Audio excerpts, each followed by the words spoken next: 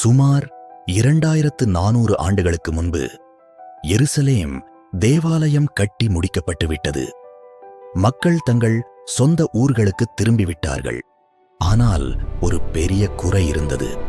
மக்களின் இதயங்களில் தேவன் மீதிருந்த நெருப்பு அணைந்து போயிருந்தது. சரியாக அந்த நேரத்தில்தான் ஒரு மனிதன் தோன்றுகிறார். அவர் பெயர் மல்கியா. எபிரேய மொழியில் இதற்கு என் தூதன் என்று பொருள். பழைய ஏற்பாட்டின் 39 புத்தகங்களில் இதுதான் கடைசி புத்தகம். இந்த புத்தகத்திற்கு பிறகு தேவன் அடுத்த 400 ஆண்டுகள் மக்களிடம் பேசவே இல்லை.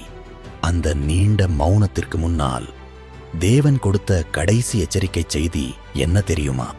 மல்கியா தீர்க்கதரிசி வாழ்ந்த காலத்தில் மக்கள் தேவன் மேல் அன்பற்று இருந்தார்கள். அவர்கள் கேட்ட முதல் கேள்வி, நீர் எங்களை எப்படி நேசித்தீர் என்பதுதான்.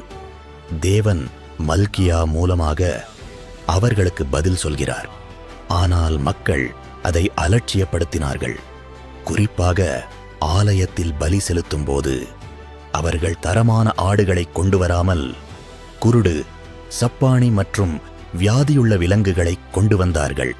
மல்கியா கேட்கிறார், இதை உங்கள் ஊர் அதிபதிக்கு கொடுத்தால் அவர் ஏற்றுக்கொள்வாரா? பின் ஏன் பிரபஞ்சத்தின் ராஜாவாகிய தேவனுக்கு இதை கொடுக்கிறீர்கள்?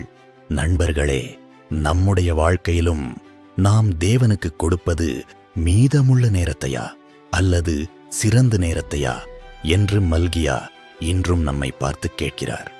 மல்கியா புத்தகத்தில் மிக முக்கியமான ஒரு பகுதி தசமபாகம்.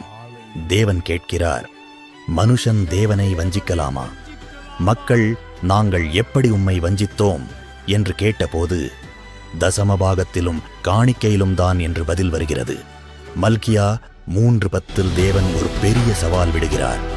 என்னை சோதித்துப் பாருங்கள், நான் வானத்தின் பலகணிகளை திறந்து இடங்கொள்ளாமல் போகட்டும் மட்டும் உங்கள் மேல் ஆசீர்வாதத்தை பொழிவேன். வேதாகமத்திலேயே தேவன் தன்னை சோதித்துப் பார்க்கச் சொன்ன ஒரே இடம் இதுதான்.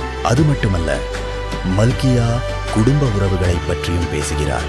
அக்கால மக்கள் தங்கள் மனைவிகளை எளிதாக கைவிட்டார்கள். ஆனால் தேவன் மல்கியா மூலமாகச் சொன்னார், மனம் திரும்புங்கள், நான் விவாகரத்தை வெறுக்கிறேன். ஒரு சமூகம் சீர்பட வேண்டும் என்றால் குடும்பங்கள் பலமாக இருக்க வேண்டும் என்பதை மல்கியா அன்றே வலியுறுத்தினார். மல்கியா புத்தகம் வெறும் எச்சரிக்கையோடு மட்டும் முடிந்துவிடவில்லை. அது ஒரு பெரிய நம்பிக்கையோடு முடிகிறது.